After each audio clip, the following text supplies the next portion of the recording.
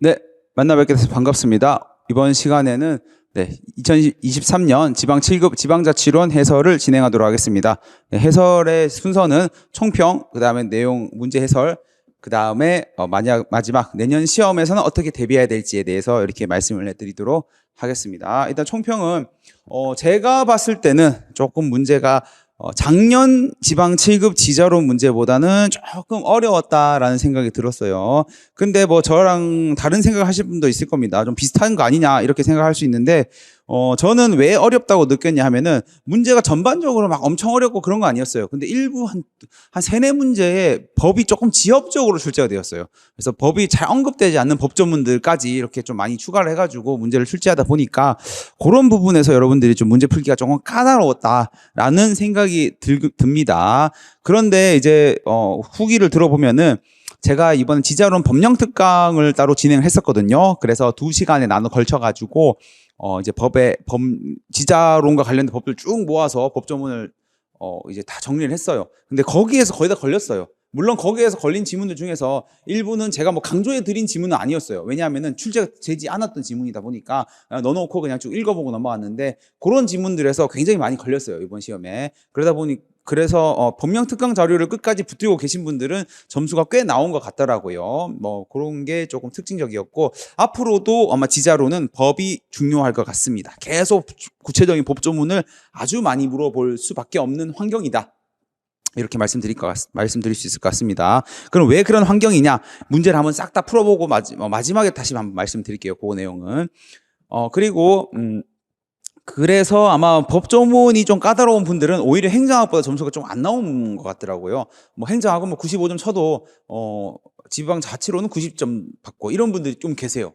네. 그래서 뭐 예를 들어 행정학은 90점 받으면 지자론은 85점 받고 이런 식으로 이번 시험 같은 경우에는 원래 지자론이 좀 더 점수가 높거든요. 행정학보다 보통 일반적으로. 왜냐하면은 행정학은 내용이 많다 보니까 이 내용 자체가 범위가 넓다 보니까 좀 점수가 떨어지고 지자로는 범위가 좁다 보니까 여러분들 점수가 좀 더 높았는데 이번 시험은 오히려 사람들이 행정학은 좀 점수가 높고 지자론이 좀 점수가 낮았는데 다 낮은 이유를 찾아보면은 이제 요런 문제들 때문이었어요. 8번, 12번 요런 문제들 때문에 17번 요런 문제에서 좀 걸려가지고 조금 점수가 좀 낮아졌다. 90점 받았으면 예를 들어 2개 틀린 거잖아요. 여기서 걸리는 거예요. 대부분.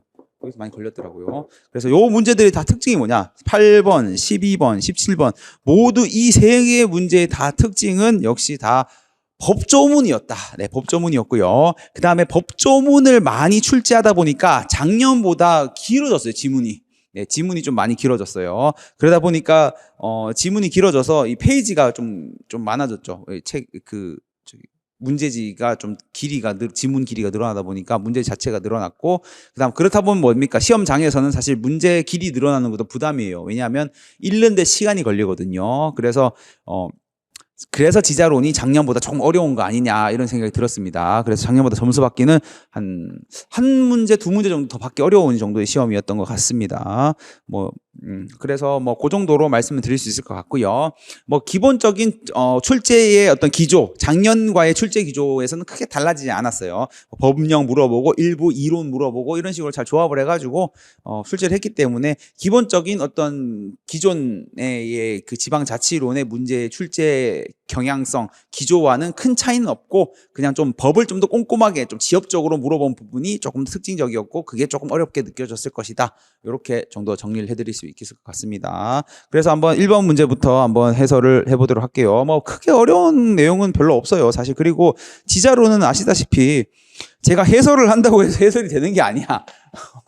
그냥 법조문 여론이 열심히 봐야 돼. 그래서 제가 이번 해설지 보시면은 해설지 다운받으실 수 있죠. 네, 해설지 보시면은 법조문을 다 넣어놨습니다. 네, 그래서 이번 시험에 출제된 법조문 하나하나 모두 다 제가 넣어놓고 줄도 치고 해놨기 때문에 여러분들은 여기에 나온 법조문을 꼼꼼히 읽으시면은 문제는 해설은 사실 끝난 거예요.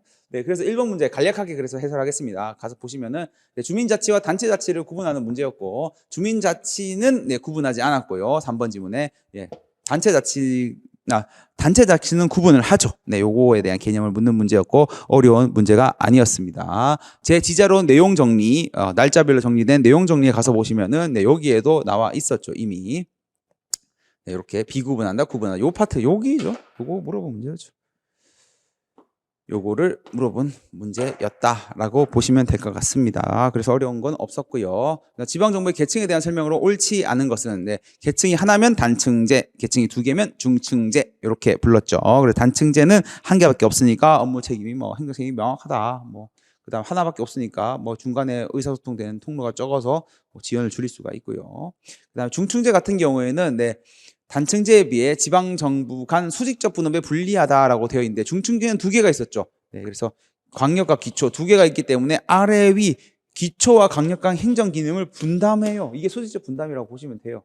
네, 그렇기 때문에 불리하다가 아니라 위 아래가 자기가 잘해야 될 거를 각자 광역은 광역이 잘하는 거, 기초는 기초가 잘하는 거 딱딱 구분해서 맞는다라는 의미가 중층제에 해당하겠죠. 그렇기 때문에 답이 3번이 되는 내용이었습니다.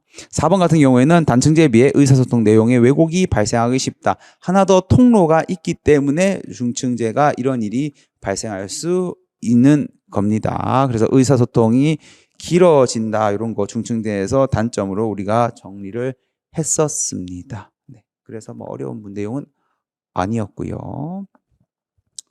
그 다음에 3번 문제 보겠습니다. 네, 요것도 늘 강조해 드렸던 내용이었죠. 그래서 수출입 이런 내용들은 국가 사무였다라고 해가지고 이미 여러 번 다루었던 내용입니다. 그래서 이 문제는 정답률이 90%좀 되지 않을까 그런 생각이 듭니다. 이것은 3번 틀린 사람은 네, 아예 공부를 안 한 분 정도 수준이기 때문에 굉장히 쉽게 출제한 문제고요.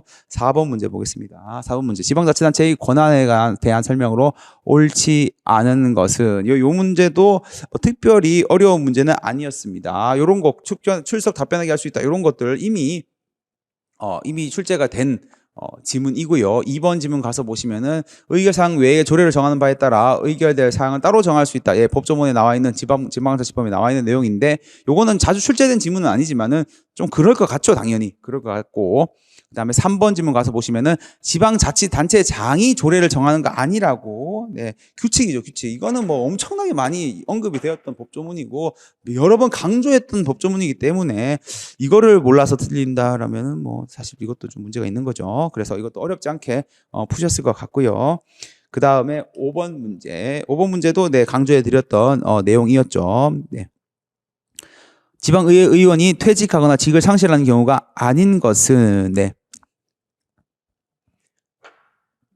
법조문 가서 보시면은 제 90조에 가서 보면 피선거권이 얻게 될 때 구역 밖으로 나가면은 원래 퇴직이 돼요. 퇴직이 되는데 여기서 단서가 하나 붙죠. 지방자치단체장의 구역 변경이나 없어지거나 합한 것 외에 다른 사유로 나가게 되는 거예요. 그래서 구역 변경의 사유는 괜찮습니다. 예. 구역 변경인 경우에는 본인이 의사 때문에 구역 변경이 된 게 아니잖아.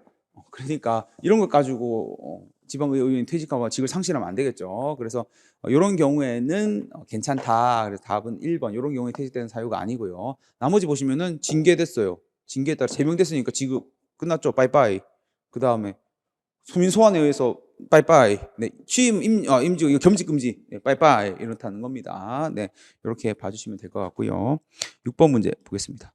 지방자치법상 지방자치단체의 장과 지방의회의 관계에 대한 설명으로 옳지 않은 것은 이렇게 되어 있죠. 요 1번, 2번 조문도 엄청나게 강조했던 조문입니다. 이 조문 처음 본다 이럴 리가 없죠. 네, 그 다음에 3번 지문 선결 처분에 엄청나게 나왔던 지문이죠. 이런 것도 그냥 법조문 읽어주시면 될 것 같고요. 4번 지문은 제가 엄청나게 강조했던 내용이죠. 선결 처분 한 시점이 아니라 네, 그 시점. 네, 승인을 받지 못한 그 시점부터 소급하여 효력이 상실되는 게 아니다라는 거 몇 번 출제가 되었고 몇 번 강조해 드렸던 내용입니다. 이 문제도 어려운 문제가 아니었고요. 7번 자치권의 원리에 대한 설명으로 옳지 않은 것은 이렇게 되어 있죠. 네. 딜런의 룰에 따르면 이게 딜런의 룰이에요. 딜런의 룰. 요게 딜런의 룰이고 딜런의 규칙이라고 부르고요. 그다음 월권 금지의 원칙. 월권 금지의 원칙은 요게 월권 금지였죠. 원칙이었죠. 네, Doctrine of Ultravirus, 영국의 월권 금지 원칙. 지방정부의 권한이나 기능이 중앙정부의 위임 범위를 넘을 수 없다는 원칙이 월권 금지의 원칙이었습니다. 네. 행하는 어떤 활동 존중되어야 된다. 전혀 관계없는 소리죠. 좀 방향도 안 맞고요. 그래서 답이 2번이 되는 문제였고, 그다음에 보충성의 원칙 3번 가서 보시면은 보충성의 원칙은 기초가 잘할 수 있는 거는 알아서 줘라. 주고 못하는 것만 위에 상급 자치단체나 국가가 처리해라. 보충성의 원칙에 대한 설명이었고요. 그다음에 미국의 홈룰 원칙은 자치 현장을 스스로 만들 수 있는 원칙을 우리가 홈룰이다 이렇게 불렀습니다. 홈룰. 자치단체를 일반법으로 자치단체 설치하고 자치 현장의 채택이나 헌법상의 보장을 강화하는 것이 홈룰이었습니다. 그래서 여기 홈룰, 보충성의 원칙, 그다음에 월권 금지의 원칙, 딜런의 규칙, 여기서 출제한 문제였어요. 어려운 문제는 아니었고, 월권 금지의 원칙은 제가 수업 시간에 강조한 만큼 여러분들이 월권 금지의 원칙만 봐도 답을 하시는 데는 어려움은 없었을 것이다 라고 보입니다. 그래서 여기까지는 무난했어요. 무난했는데 8번 문제가 조금 어려웠어요. 8번 문제도 제가 이거 해설을 한다고 해설이 되는 그런 건 아닌데 그냥 법조문을 워낙 꼼꼼하게 물어보다 보니까 이제 여러분들이 문제 푸실 때는 좀 어려웠지 않을까 이런 생각이 들더라고요. 저도 이제 문제를 제가 풀어보거든요. 먼저 답을 보기 전에 문제를 먼저 풀어보는데, 이 문제는, 약간, 어이쿠, 쉽더라고, 약간. 네, 그랬습니다. 그래서, 기억 지문은 일단은 맞는 표현이죠. 네, 아무래도, 공무원을 봐야 되겠죠. 네. 인수위원으로 활동을 하시는 분은 당연히 지금 공공의 업무를 담당하고 있으니까, 요때는 공무원으로 봐주는 게 맞다라는 겁니다. 그래야 될 것 같죠. 그다음에 니언 가서 보시면은 둘 이상의 기초지방자치단체를 통폐합하는 경우 기초지방자치단체예요. 여기서 얘기하는 거는 기초지방자치단체를 통폐합하여 새로운 지방자치단체를 설치하는 경우 여기서 누가 지정한다? 행안부 장관이 지정한다라고 되어 있는데 시군 자치구는 시도지사가 합니다. 시도지사가. 그래서 시도지사가 지정하기 때문에 이게 틀린 지문 아주 좀 약간 세밀하게 좀 알아야 되는 내용이었죠. 이게 조금 어려웠고요. 디귿 지문 가서 보시면은 이런 거는 언급이 됐었죠. 네, 언급이 돼가지고 이미 여러분들 알고 있었던 내용이 되겠습니다. 이런 것들은 이미 학습을 했고요. 이것도 마찬가지죠. 네. 요것도 이미 학습을 한 내용이라서 저 같은 경우에도 왜 이 문제를 처음 봤을 때 조금 어려웠냐 하면은 다 맞는 것 같은 거야. 이게 왜 그러냐면은 지문이 너무 길어지니까 저도 이게 처음에 안 보여가지고 그냥 맞는 것 같은데? 이렇게 되니까 다 맞는데 다 맞는 건 없는데? 이렇게 되다 보니까 이제 하나 틀려야 되는데 최소한 이렇게 하다 보니까 조금 잡을 찾는데 좀 시간이 걸렸어요. 근데 여기서는 얘기하는 거는 기초지방자치단체 여기에 방점을 찍어야 되는 문제였고 해설지를 보시고 한 번 더 공부하시기 바랍니다. 그다음 9번 문제 보겠습니다. 지방 예산 편성 및 의결에 대한 설명으로 옳지 않은 것은 이것도 지방 법령에서 많이 다뤘던 내용들이 좀 많이 들어갔어요. 그래서 보시면 1번 네, 맞죠. 맞는 표현이 되겠고요. 2번 이거 이미 다뤘던 내용이죠. 법령 특강에서 지방자치단체의 장의 동의가 없더라도 비용을 설치할 수 있다. 금액을 증가하거나 아니죠. 국회랑 제가 똑같다 그랬죠. 예, 국회도 정부의 동의 없이 안 되고 지방의회도 지방자치단체의 장 동의 없이 안 된다라고 해가지고 제가 법령 특강 때 아주 잘 다뤘던 내용입니다. 그래서 답을 찾는데 역시 어려움이 없었을 것 같고요. 그 다음에 이것도 뭡니까? 501호 4010으로 제가 강조해드렸던 내용이죠. 그대로 나왔다. 네, 이렇게 보시면 될 것 같고요. 10번 문제. 지방자치단체의 자치재정권에 대한 설명으로 옳지 않은 것은 이 문제도 이미 다 다루었던 법이었어요. 1번. 네. 지방의회 의결을 받아 할 수 있죠. 받지 않고 이런 식으로 해서 출제된 적도 있었습니다만 여기는 맞는 표현으로 출제가 되었고요. 2번 질문 사용료를 왜 징수할 수 없겠습니까? 이미 다뤘던 법조문입니다. 이거는 당연히 징수할 수가 있죠. 153조예요. 153조. 당연히 징수할 수가 있습니다. 그 다음 나머지도 법조문 그대로 기금을 설치할 수 있고요. 그 다음에 맞아요. 맞는 표현이다 라고 보시면 될 것 같습니다. 여기까지 해서 10번까지 지금 풀어봤는데 보시면 아시겠지만 특별하게 어려운 내용은 없고 단지 법조문이 굉장히 좀 지엽적으로 조금 출제를 하고 있는 게 역시 특징적이었고요. 11번 문제는 너무 쉽게 냈죠. 지방자치단체의 세목에 해당하지 않는 걸 찾아라. 도세를 찾아라. 이런 거 자치구세 찾아라. 이런 것도 아니고 심지어 국세랑 지방세 구분해라. 이 정도 수준으로 출제를 했습니다. 농어촌 특별세는 국세죠. 그죠. 이미 여러분들 뭐 북의 주인증 뭐 이런 거 해가지고 국세 이미 눈을 발라놨을 거기 때문에 이런 문제는 5초 컷도 아니야. 1초 컷이라고 해야 되나? 하여튼 뭐 그렇습니다. 넘어가서 12번 문제 보겠습니다. 지방재정법상 정부 회계의 운영 방법에 대한 설명으로 옳지 않은 것은 11번 문제 같이 이렇게 문제를 쉽게 내놓고 12번 문제는 또 이렇게 또 약간 살짝 까다롭게 이렇게 내요. 그래서 보겠습니다. 목적세는 따로 특별하게 설치 운영해야 되고요. 지방재정법에 나와 있죠. 구조의 2항에 나와 있는 내용이니까 한번 다만 이렇게 해서 나와 있거든요. 한번 봐주시면 될 것 같고요. 2번 가서 보시면은 지방자치단체장은 지방기금 운영계획과는 별개로 회계기금 간의 여유 재원을 예탁하여 통합적으로 활용할 수 있고 뭐 통합계정으로도 운영할 수 있다라고 되어 있는데 아닙니다. 기금 운영 계획과는 별개로가 아니라 기금 운영 계획에 반영을 해야 된다라고 되어 있는데 이게 구조의 2의 제1항에 나와 있습니다. 네. 네, 요렇게 봐주시면 될 것 같아요. 네. 구조 1항, 구조의 1항과 2항에 나와 있는 내용이니까 네, 법조문 한번 읽어보시고 내용 정리해 주시기 바랍니다. 법조문에 나와 있는 내용 솔직히 말씀드려서 그렇게 설명해 드릴 게 없어요. 법 그대로니까. 3번. 네. 해당 조례에 명시해야 된다. 구조 제3항에 있고요. 구조 제4항. 그냥 법조문에 발랐어요. 이것도. 이 문제도 뭐 그냥 법조문 발라놓고 그냥 출제한 문제입니다. 뭐 그래서 여러분들 법조문 중심으로 보셔야 되고 제가 뭐 수업 시간이나 뭐 옥하방을 운영하면서도 계속 법조문은 엄청 꼼꼼하게 봐야 된다. 뭐 늘 잔소리처럼 말씀해드렸던 그 내용입니다. 그다음 넘어가서 13번 문제. 지방자치법상 지방자치단체의 관할 구역에 대한 설명으로 옳지 않은 것은 이것도 강조해드린 내용 이미 풀어봤던 내용이죠. 네. 구역을 변경하기 위해 주민투표를 한 경우에도 들을 필요 없죠. 주민투표를 한 경우에는 들을 필요 없습니다. 이것도 이미 기출도 되었고 여러분들과 법령에서도 다뤘던 내용. 그래서 어렵지 않게 문제를 푸실 수 있을 것 같고요. 2번 보시면 되겠습니다. 네, 맞습니다. 네, 맞다라고 보시면 될 것 같아요. 14번 지방자치법상 특별지방자치단체에 대한 설명으로 옳지 않은 것은 이렇게 물어보고 있죠. 이것도 그냥 그대로 법조문이고 이것도 정리한 내용이긴 합니다. 그래서 쭉 읽어보시면 되는데 4번 지문에 가서 보시면은 시도지사의 승인이 아니죠. 이런 거 늘 조심하라고 그랬죠. 누구의 승인이냐, 어디 소속이냐, 뭐 이런 것들. 네. 이번에는 특징적으로 이번 시험은 숫자는 좀 안 바꿨어요. 숫자는 바꾸기보다는 뭐 기초냐, 광역이냐, 누구 승인이냐, 주로 이런 걸 좀 많이 바꿨어요. 이것도 사실 출제자의 취향이죠. 네, 취향인데 이런 것들을 좀 바꿨다라고 보시면 될 것 같고요. 그 다음에 넘어가서 15번 보겠습니다. 15번.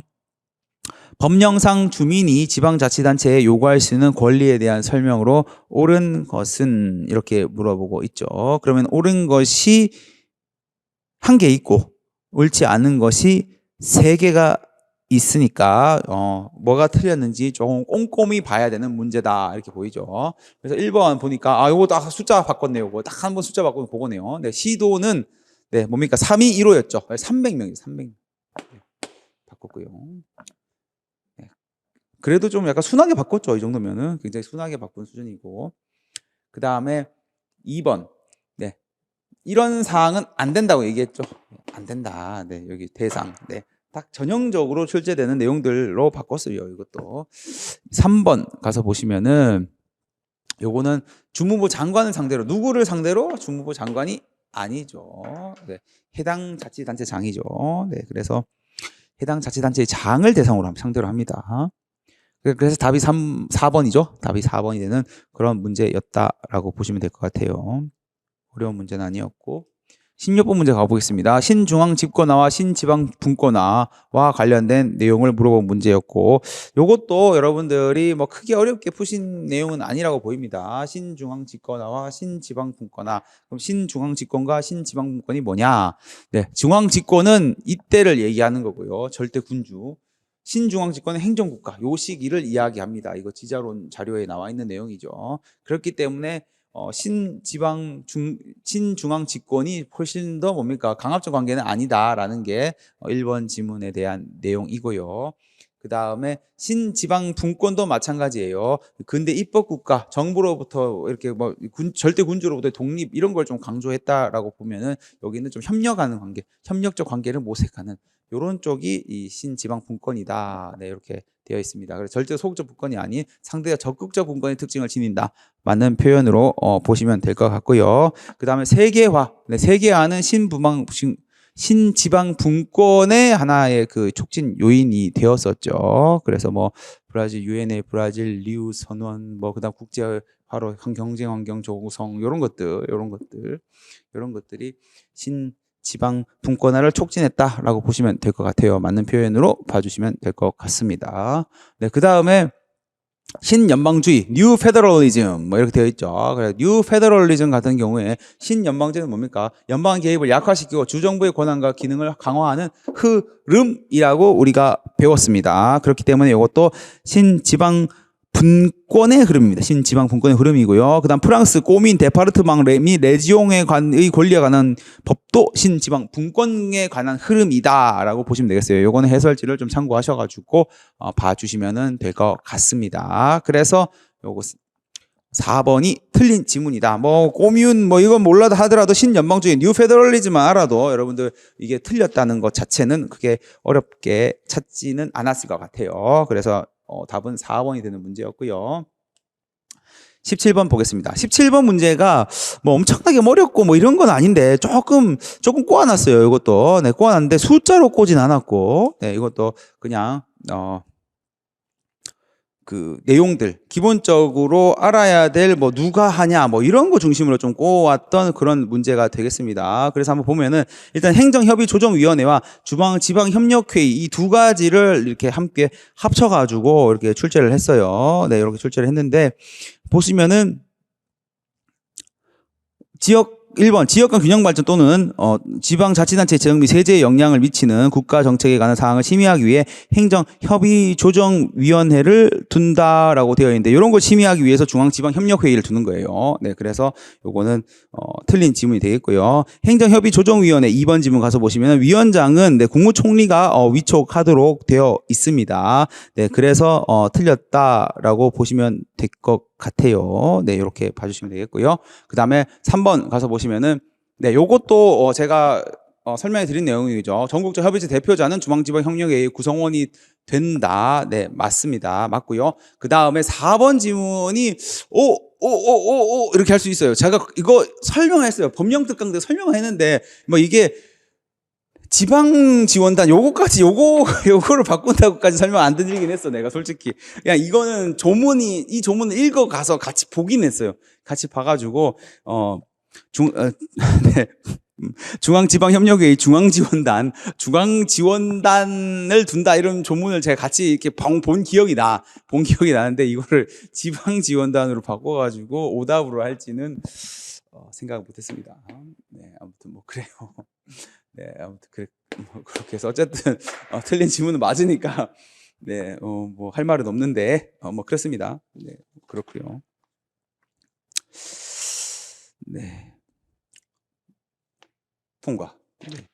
좀 지엽적인 문제였고요. 어렵지 않았을까 싶습니다. 18번 엘코크와 로즈의 대리인 모형에 대한 설명. 대리인 모형이 뭔지 알아야 되겠죠. 그래서 대리인 모형 이거죠.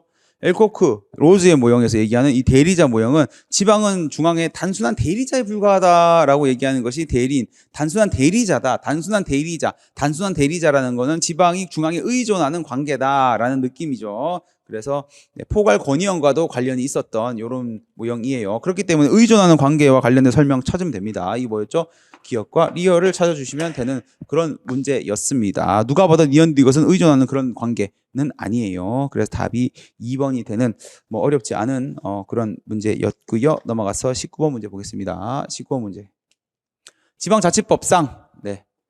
교류 협력에 관한 사항. 예, 요 교류 협력도 제가 법령 특강 때 다뤘는데 여기 출제 안 됐거든요. 하고 한번 읽어보세요. 이렇게 하고 넘어왔어. 여기. 근데 이것도 출제를 했네요. 네. 그래서 뭐 2번, 3번, 4번 같은 지문은 법령 특강 자료에는 들어가 있지만 뭐 그렇게 주목해서 본 자료 내용들은 아니다라고 보이는데 하지만 그걸 몰라도 풀 수 있도록 또 친절하게 이 출제자께서 친절하게 출제를 했어요. 보니까. 가서 보시면 알겠지만 외국의 지방자치단체와의 교류 협력에 관한 사항은 지방의회 의결 사항이라고 요거는 진짜 공부했어요. 요거는 여러 번 강조해 드렸던 내용. 네, 그래서 포함되지 않는다. 요거 틀려서 답은 찾는데 너무 어려움이 없었습니다. 요런 법조문들 출제 잘 안 되던 법조문 2번, 3번, 4번이 출제되었다 하더라도 문제를 푸는 데는 전혀 지장이 없게 굉장히 친절하게 출제를 했어요. 그래서 이 지방자치론도 보시면은 제가 조금 지엽적이다라고 얘기했던 그 문제 정도 빼고는 나머지는 굉장히 좀 쉽고 딱 알아야 될 만한 내용들 중심으로 출제를 했어요. 그렇기 때문에 좀 순한 편이긴 합니다. 근데 문제는 뭡니까? 그 어려운 그 몇 문제, 두세 문제가 사실은 되게 중요한 문제거든요. 그걸 맞춰내야지 사실 여러분이 95 막 이렇게 갈 수 있으니까. 그것 때문에 틀려서 90, 85로 가는 사람들이 좀 있었거든요. 그래서 좀 지엽적인 법조문에서 좀 이번에 이 지자론 성적을 가르지 않았나 이런 생각이 듭니다. 20번 문제도 사실은 조금 법조문 자체는 좀 지엽적인 법조문들이 들어갔지만은 문제 답을 찾는 데는 큰 어려움이 없었습니다. 뭐 1번 지문 같은 것도 잘 출제가 안 됐던, 뭐 경찰 시험에서도 아직 출제 안 했던 법조문들을 이렇게 가지고 왔어요. 뭐 20조의 2항에 나와 있는 내용. 그다음에 2번 지문 가서 보시면은 이런 거 정한다. 이런 것들도 31조에 나와 있는 내용. 이런 것들인데 3번 지문도 마찬가지입니다. 34조에 나와 있는 내용. 뭐 이런 것들 거의 뭐 출제에서 다루지 않았던 이런 법조문을 넣어놨는데 근데 제가 강조했던 것이 또 답이 되었죠. 연임할 수 없다라는 거 몇 번이나 강조했고 요거는 경찰 시험에 나왔어. 기존에 경찰 승진 시험에 이미 나왔기 때문에 저희가 요거를 강조해 드렸고 이미 OX나 이런 데서 출제를 했던 내용이에요. 그래서 1번, 2번, 3번을 읽어보다가 좀 어려운데 싶어도 뭡니까? 답을 저도 그렇게 풀었거든요. 이거 되게 법이 지엽적인데. 맞아. 4번은 확실히 틀렸네. 이렇게 된 거야. 4번은 확실히 틀려서 답을 찍는 데는 어려움이 없었을 것이다. 이렇게 보입니다. 그래서 이렇게 해서 한번 문제를 쫙 다 풀어봤습니다. 문제에서 보시면 알겠지만은 이 지자로는 이론적인 게 좀 나오고 나머지는 다 법조문과 관련된 내용들이 출제를 하고 있어요. 그러다 보니까 여러분들이 법조문을 꼼꼼히 읽어보시는 것이 역시 중요했다라고 보이는 그런 시험이었고 이번에 어려웠던 문제도 전부 법조문에서 출제된 내용이기 때문에 이번에 고득점 한 사람과 고득점 하지 않았던 사람의 차이는 다 법조문을 얼마나 꼼꼼하게 봤느냐와 에서 갈린 것 같아요. 그래서 주변에 얘기를 들어보면은 시험 보신 분들 얘기를 들어보면 제 법령 특강 자료를 꼼꼼하게 끝까지 본 사람들이 점수가 상당히 괜찮았다, 효과적이었다 이런 평을 하고 계세요. 그래서 원래 지자론 원래 과정이 있고 법령 특강 자료는 약간 서브 과정인데 그 서브 과정이 더 효과를 봤대. 물론 이걸 보고 봐야지. 이것도 학습하셨으니까 같이 도움을 받은 거긴 하겠지만은 그렇게 말씀하시더라고요. 어쨌든 그래서 내년 시험 대비 방안 특별히 달라질 건 없습니다. 그래서 일단 기출 중에 중요하니까 역시 기출된 지문 조문부터 문제부터 꼼꼼하게 살펴보실 것을 추천드리고요. 요약을 잘 시키세요. 여기 내용이 그렇게 많지 않기 때문에 지자로는 요약만 잘 시키면은 충분히 자주 빨리 많이 볼 수 있기 때문에 지자로는 크게 부담이 되진 않습니다. 하지만은 역시 부담이 되는 부분은 뭐냐면 요 법이에요, 법. 그래서 여러분들이 끝까지 시험장 가기 직전까지 봐야 될 것은 지자론 법령 특강 자료가 될 것 같아요, 앞으로. 이 기조는 제가 봤을 때는 계속 될 거라 보입니다. 법을 꼼꼼하게 물어보는 거. 그럼 왜 법을 꼼꼼하게 물어보는 것이 앞으로의 기조가 계속 이어질 것이라고 예상하느냐? 왜냐하면은 여러분들 지금 문제 출제의 어떤 취지나 인사혁신처의 흐름을 보면은 이런 게 느껴져요. 뭐냐면